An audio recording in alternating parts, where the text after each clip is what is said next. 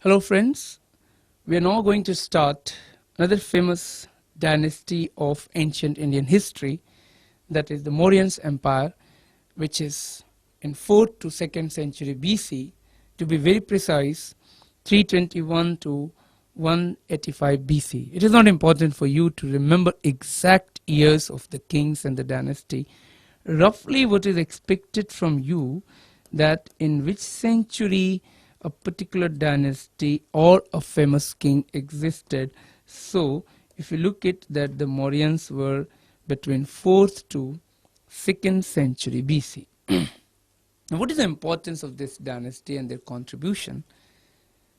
We can understand under the headings of three great kings. The others are not very important. Of course, I will mention few of them. The founder, as you must have heard, was Chandragupta Maurya, who was a king between 321 to 298 BC. In some books you may find 322 also. His son Bindusara was a king between this period, and his son Ashok was a king between 273 to 232 BC. The king who came after Ashoka was like Kunal, like Jaluk, like Samprati, and the last, that is Brihadrat, were not very important for us. So any good or bad thing happened, it happened actually in the days of these people. Now, of course, the first and the third in the list is more important for you. A lot of questions had already been asked in various competitive exams. So let's start Chandragupta Maurya in such a way that any question which is possible, you shall not miss it. Chandragupta Maurya, as I told earlier, was called by the Greeks as Sandrocotus and Androcotus. If you remember, when Alexander the Great came in 324 BC, just before Chandragupta Maurya came to power, he also met Chandragupta according to certain sources, and the Greek sources called him Sandrocotus and Androcotus. Now we have certain sources in India which informs about Chandragupta, and one of them is Puranas, that is the holy books of Hindu religion. Some Greek sources, some Jain literature. These are all written in different phases, so the historians have reconstructed about the history of Mauryans and Chandragupta Maurya especially. Now, according to Puranas, he was son of Dhananand. Dhananand himself was a king of Magad, but there was a woman in his court called Mura, and they had relationship, and they gave birth to the man called Chandragupta Maurya. So his name Maurya derived from the word Mura according to Puranic sources, and he was basically son of Dhananand, and later on he took revenge from his father and killed him and became king with the help of a man called Chanakya, also famously known as Vishnugupta. But it's very difficult to verify this, because all these literature, as I told you, were written much later than the incident itself. The Greek literature, on the contrary, says that Chandragupta belonged to a humble family, not very noble family or royal family. The Mauryan literature, the Buddhist literature, which mostly talks about Ashok, says that Ashok was a Kshatriya. So by that logic, Chandragupta must be Kshatriya. The Jain literature, on the contrary, says that these people actually were a tribe, and they were dealing peacock that was called Mayur. So the word Maurya derived from the word Mayur. So if you have noticed, there are 4 different sources. The Puranic literature says that he was Shudra. The Greek literature says that he belongs to a humble family. The Buddhist literature says that he was a Kshatriya. And the Jain literature says that he was a tribe. So ultimately what net conclusion one can make, and that would be simply I don't know or we don't know. And of course in history there would be a lot of questions whose answer would be we do not know. And in such scenario, if a question is asked, they would definitely give not very known, not very clearly known, none of the above, etc. Or sometimes they may ask, match the following, like what the Greek said, what the Buddhist and the Brahmanical literature, etc. had said. Now this is about the origin of Chandragupta Maurya. The second point, which I have already said to you, that he was trained by a man called Chanakya or Vishnugupta at a place called Takshila, and then he became king of Magad. Now his capital was Patliputra, which you all know is modern day Patna. He also defeated Seleucus Nicator, who was successor of Alexander the Great in Afghanistan, and after defeating him, he got from him Kabul, Kandahar, Herat, and Baluchistan.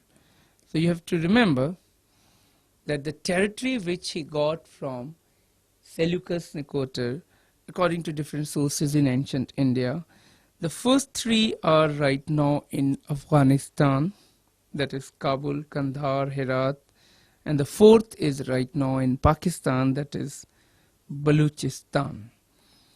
Then they became friends, both Chandragupta and Seleucus Nicator, and Nicator also sent an ambassador called Megasthenes in the court of Chandragupta Maurya at Patliputra, and who perhaps arrived around 304 BC, not exactly, maybe plus minus few years. He wrote in detail about the city which he visited and praised the city Patliputra, that it was much beautiful city as he saw in the west, like Susa, like Ekbatna. These were the cities which he had seen in the west. He wrote that it was Patliputra was much better and more beautiful than these cities. The accounts of this man, of Megasthenes, is found in a book called Indica. This was originally written in Greek. Now the problem with which we have today is Indica is not available, but we know what was written by Megasthenes in the book Indica. And this is possible through the contemporary writers who had recorded when they read about Indica, and they recorded in their works. So you also have to now know that the contemporary writers who informs us about Indica, Arrian, Pliny the Elder, Justin.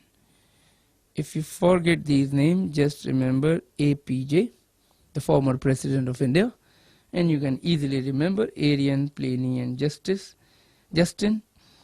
Then Diodorus, Plutarch, and Strabo.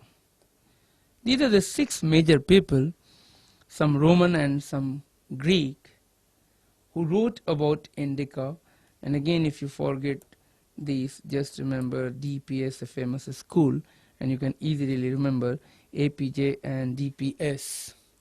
the people who wrote in 1st, 2nd, 3rd century AD about Indica, and we know about Indica through these books. So whatever he wrote, for instance, in Indica it is written there were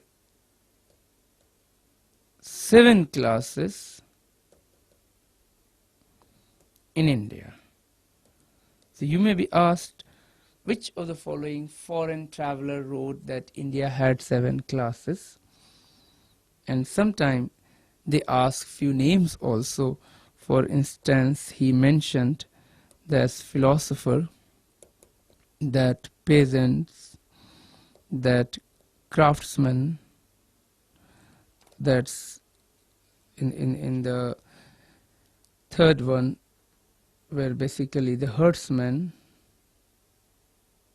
that is shepherd, the craftsman, the soldiers, the inspectors, and the counselors.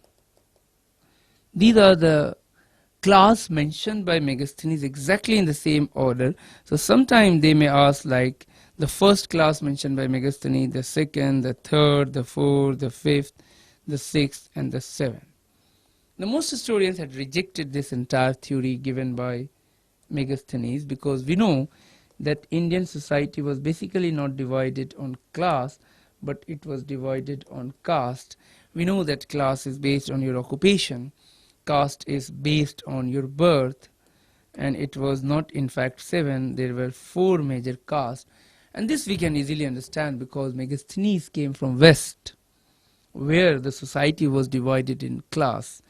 So when you are studying about a foreign traveler, make sure that they all are coming for a brief tenure, meeting selected people, and also coming with certain prejudices. So when they write, they do not write very correctly about the country where they stayed for few years. And this is what we have to take care while taking any account of any such foreign traveler. Of course, they also had certain importance which we will discuss at certain other time. Now, what Megasthenes also wrote, that the state collected 1/4 as tax from land produce, which we generally call as land revenue, and of course in different period of history it was known differently, which we will discuss. Though the Brahmanical literature of that time says that it was 1/6. So if it is asked that in Mauryan period what was the rate of land revenue, you have to first see that with what source the question has been asked. If the source is Megasthenes, then of course 1/4. If there is no source is given, or a Brahmanical literature or Indian source, then you have to pick up 1/6. But the point you have to understand is, unlike Delhi Sultans and Mughals, the rulers in ancient India did not leave their revenue accounts and revenue details, so it is all very guesswork. And secondly, it was all written in advance that the state should collect at this rate, whereas in Delhi Sultanate and Mughals record, when the revenue was already collected, then the account was given. So we have better picture about the sultans, especially from Alauddin Khilji onwards, as compared to the rulers of ancient time. That is how we cannot say with great authenticity that what exactly was the rate of revenue. These questions, if it is asked, you have to see the language. Now, Megasthenes wrote that Patliputra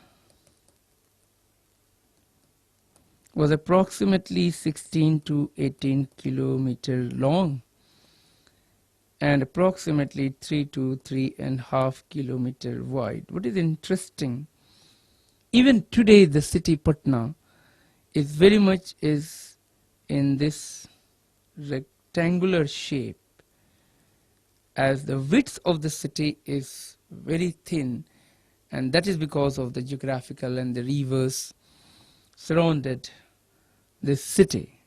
So that shows the accuracy of Megasthenes while describing about Patliputra.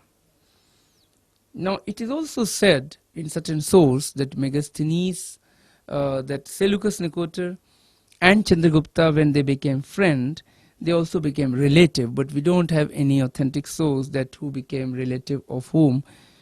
But what we know from some source that Chandragupta Maurya gifted some 500 elephants to Seleucus Nicator. So these are the points related to Megasthenes and Seleucus Nicator we have to remember. Now if any question is asked, hope you would not miss it.